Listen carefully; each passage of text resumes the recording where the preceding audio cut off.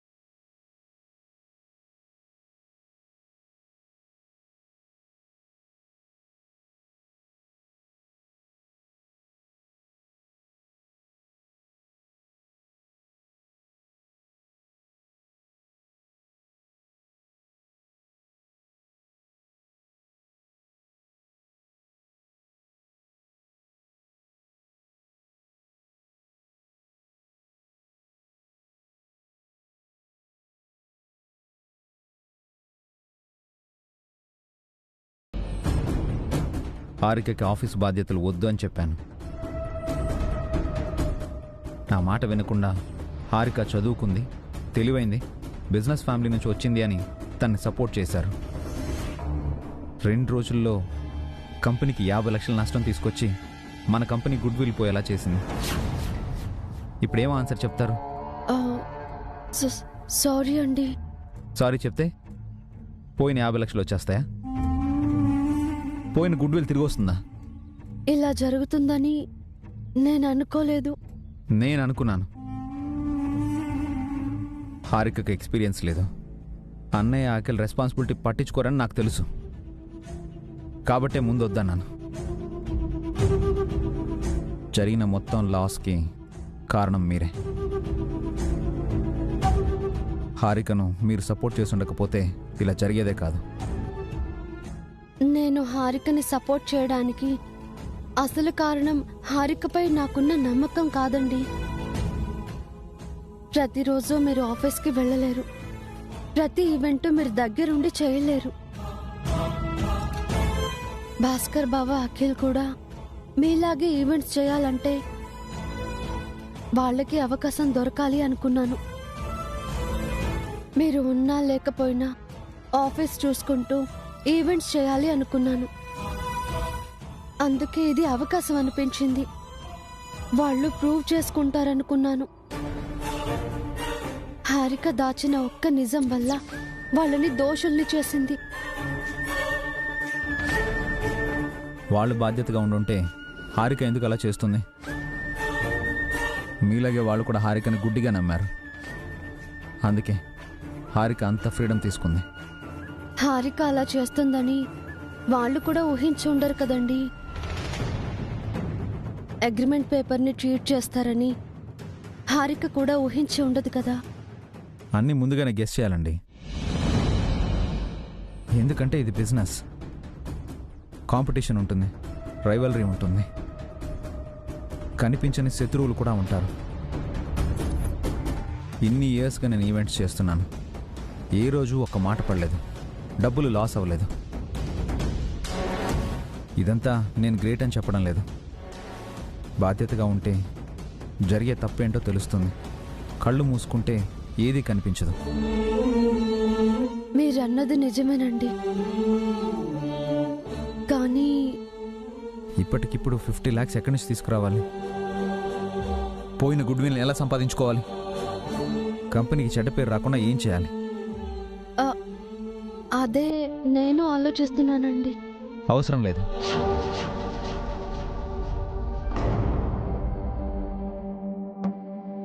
అంతా నేను చూసుకుంటాను. ఇప్పటికైనా ఎవరికి సపోర్ట్ చేయాలో, ఎవరిని ఎంకరేజ్ చేయాలో, ఎవరు రెస్పాన్సిబుల్గా ఉంటారో తెలుసుకోండి. ఇంకొకసారి ఇలాంటి సజెషన్స్ ఇవ్వకండి ప్లీజ్. అది కాదండి.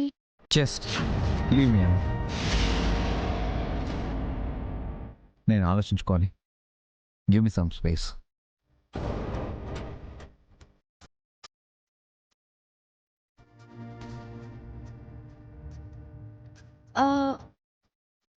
కాఫీ తీసుకురమ్మంటారా?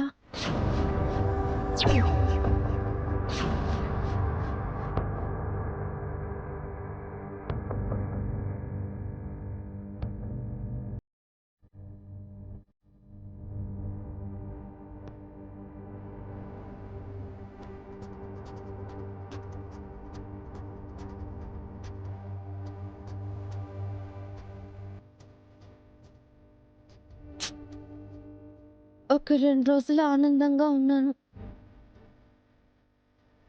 ఇంటికి రాగానే ప్రాబ్లం స్టార్ట్ అయింది. దీని నుంచి ఎలా బయటపడాలి?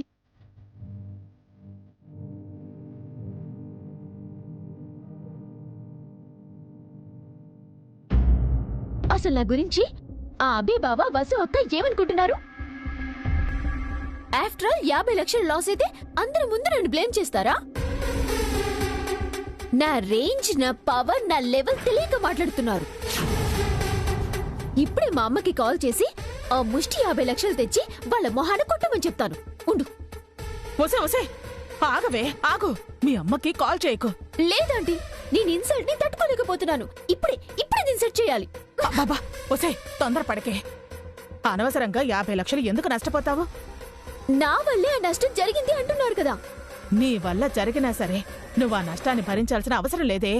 ఆ డబ్బు నేనివ్వకపోతే ఇంకెవరిస్తారు మరి? ఇది ఉమ్మడి వ్యాపారం. లాభం వచ్చినా నష్టం వచ్చినా అందరికీ చెందుతుంది. అందరూ కలిసే పంచుకోవాలి. కానీ అందరూ నన్నే అంటున్నారు కదా. అంటే అననీవే, కాస్త ఓర్చుకో. ఇప్పుడు నువ్వు మీ ఇంట్లో నుంచి 50 లక్షలు తెచ్చిచ్చినా నీకేం కిరీటం పెట్టరు. నీ వల్ల నష్టం వచ్చింది కాబట్టి నువ్వే ఆ అప్పు తీర్చావు అంటారు. నీ కొరిగేదేమీ ఉండదు. భాస్కర్ని, అఖిల్ని ఆఫీసులో పనిచేసి ఆ అప్పు తీర్చమని అభి చెప్పాడు కదా. అంటే ఆ అప్పు తీర్చే బాధ్యత వాళ్ళదే. నీకే సంబంధం లేదు. నువ్వు సైలెంట్ గా ఉండు. అది కాదా ఆంటీ? ఎలాగో అఖిలు ఇంట్లో ఖాళీగా ఉంటున్నాడని ఫీల్ అవుతున్నావు కదా. ఈ రోజు నుంచి ఆఫీసుకు వెళ్తాడు, బాధ్యతగా పనిచేస్తాడు, అనుభవం వస్తుంది. ఆ తర్వాత మీరు బయటకు వెళ్లిపోయి సొంతంగా ఈవెంట్స్ చేసుకోవచ్చు. అంతే అంటావా ఆంటీ? అంతేనే. నువ్వు అనవసరంగా ఆవేశపడకుండా రోజు అఖిల్ని ఆఫీసుకు పంపించు. అభి చెప్పాడు కాబట్టి ఆఫీసుకు వెళ్లాలని నీకు ఉంటే వెళ్ళి పనిచేయి. లేదంటే ఇంట్లో ఉండు, కాని కామ్గా ఉండు. ఉం?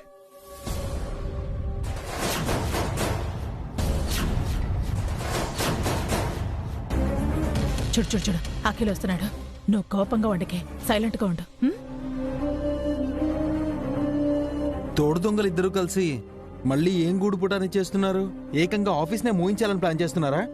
లేక ఈ ఇంటిని ఖాళీ చేయించి అందరినీ రోడ్న పడేయాలనుకుంటున్నారా? నీ వల్ల ఓనర్లుగా ఆఫీస్కి వెళ్లే వాళ్ళం వర్కర్స్గా వెళ్లాల్సి వస్తుంది. పార్ట్నర్స్ కాస్త స్టాఫ్ అయ్యాం. మర్యాదగా మీ ఇంటికి వెళ్ళి మీ మమ్మీని అడిగి ఆ 50 లక్షలు తీసుకురా. లేదంటే నేనేం చేస్తానో నాకే తెలీదు.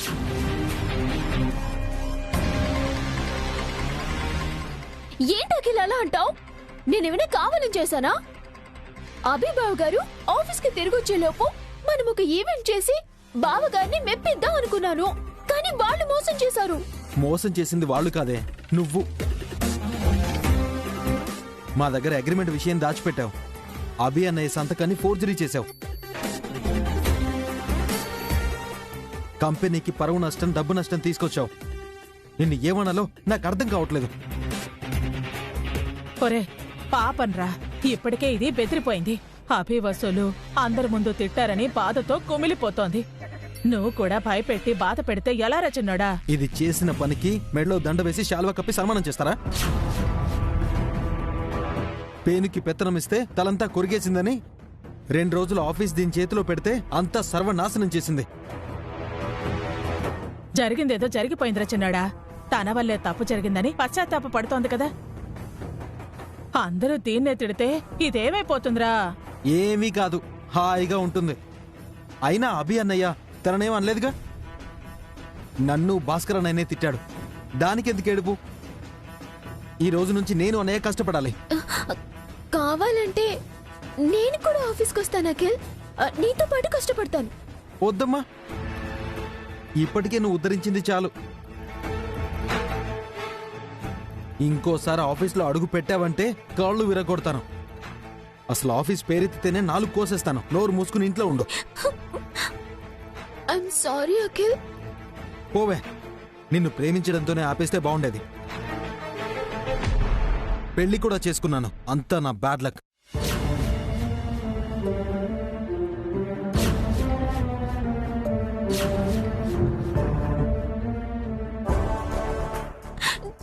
ఆంటీ, అఖిల్ ఏమంటున్నాడు?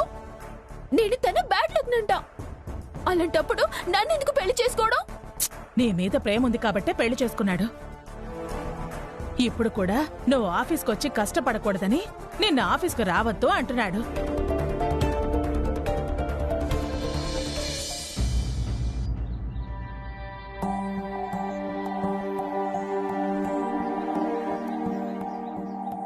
మీరు కాస్త జాగ్రత్తగా ఉండాల్సిందండి.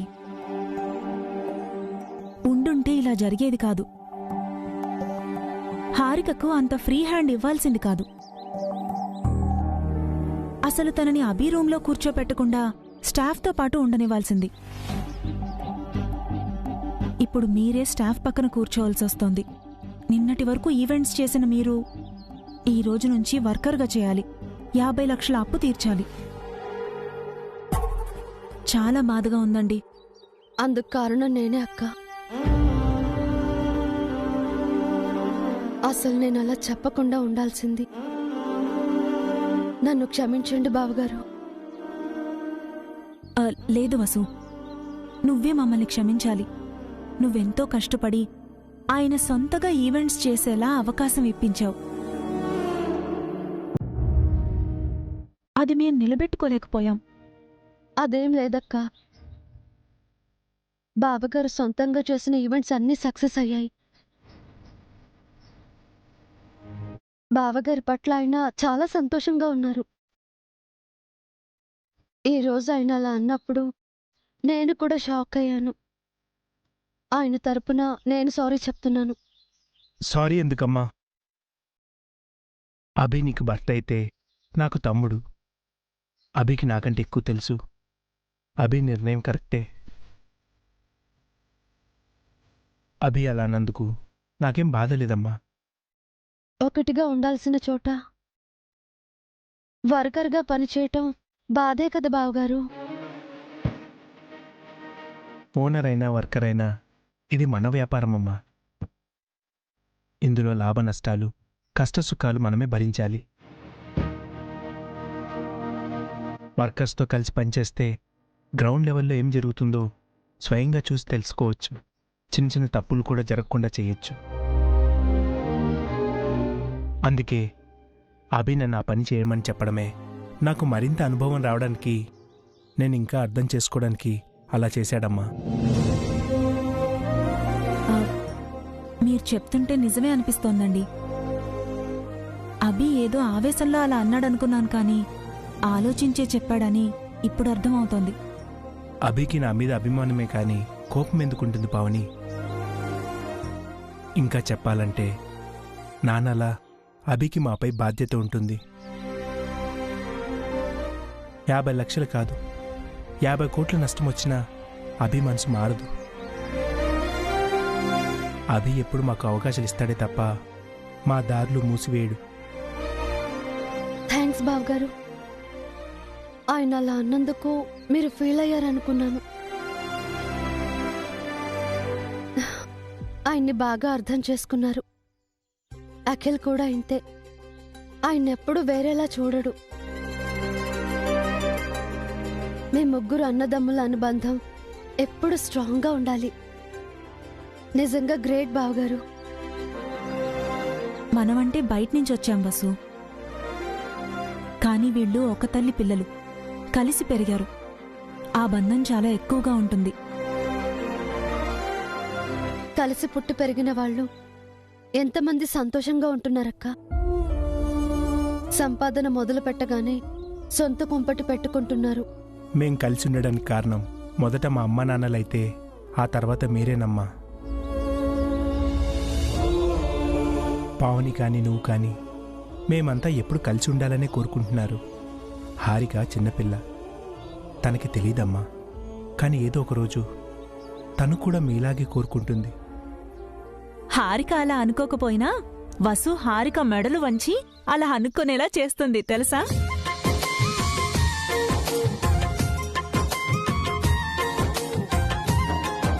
మీరు నవ్వుతుంటే చాలా సంతోషంగా ఉంది.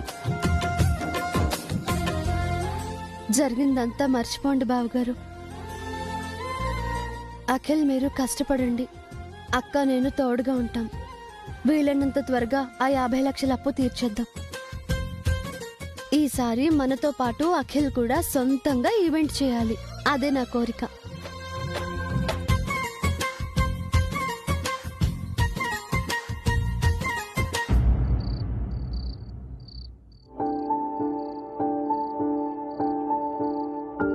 ఆ అగ్రిమెంట్ చదివితే ఏదైనా లూప్ హోల్ దొరకచ్చు.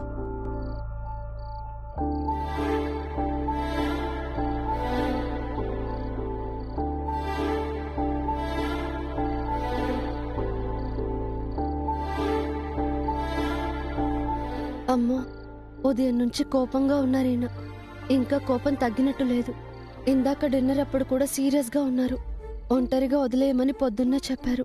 సైలెంట్గా పిల్లల రూమ్కి వెళ్ళి పడుకోవడం బెటర్. ఆగండి.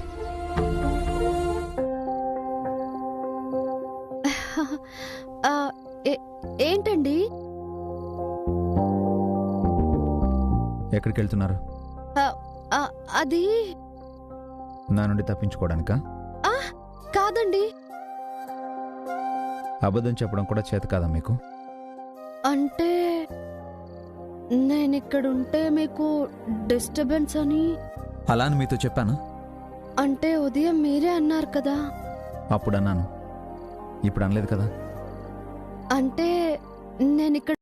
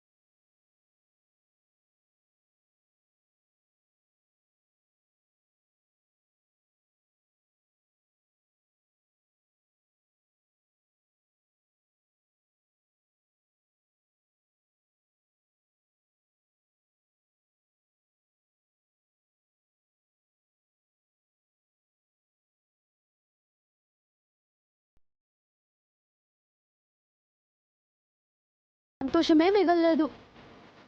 చెప్పేది వినరా?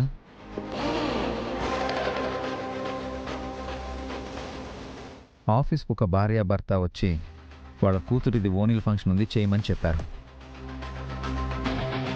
ఈ ఈవెంట్ వర్త్ 5 లక్షలు.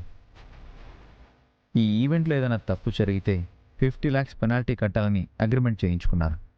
అవును, పావలా కోడి రూపాయి ముప్పావల దాన తినేసినట్టు. మధ్యలో మాట్లాడకండి ప్లీజ్. Thank you. అది మల్లేష్ వేసిన స్కెచ్ అని వాడే చెప్పాడు అన్నారు. అంటే మనం వాడిని కొట్టామని వాడిలా రివెంజ్ తీర్చుకున్నాడు అనమాట. హలో, ఏంటి మాట్లాడరు? మీరే సైలెంట్గా ఉండమన్నారు. మీరు మరీ అంత ఒబీడియంట్గా ఉండక్కర్లేదండి. సరే చెప్పండి. మల్లేష్ అనేవాడు నేను ఆఫీస్లో లీన్ టైం చూసి పక్కాగా ప్లాన్ వేసి అన్నయ్యని అఖిల్ని ఇరికించాడు. మరో విషయం మర్చిపోయారు. హారిక మెంటాలిటీ కూడా ఆ మల్లేష్ గాడికి తెలిసినట్టుంది.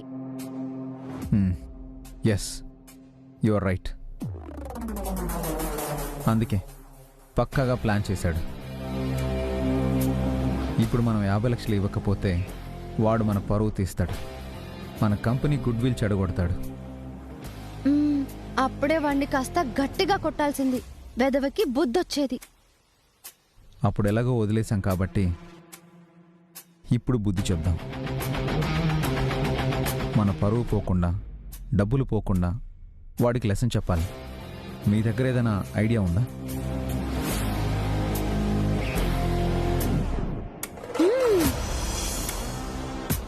వాళ్ళు కావాలని ప్లాన్ చేశారు కాబట్టి మనకి దొరికే ఛాన్స్ లేదు.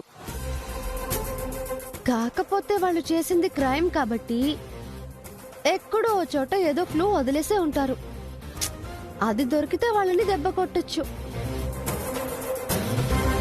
ఆ క్లూ ఏమై ఉంటుంది?